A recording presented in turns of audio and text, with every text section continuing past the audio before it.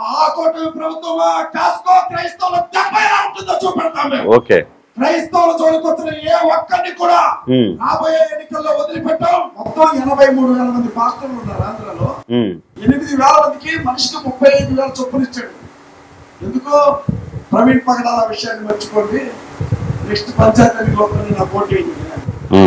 అంత పిచ్చోళ్ళు ఎర్రోళ్ళ కనపడుతున్నారు క్రైస్తవులు.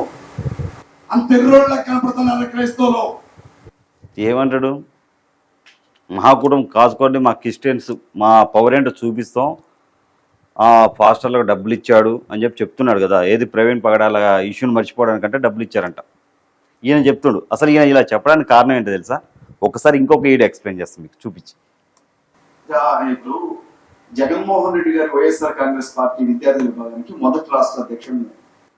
విన్నారా? మళ్ళీ ఒకసారి క్లియర్గా. ఇప్పుడు జగన్మోహన్ రెడ్డి గారు వైఎస్ఆర్ కాంగ్రెస్ పార్టీ విద్యార్థి విభాగానికి మొదటి రాష్ట్ర అధ్యక్షుడు.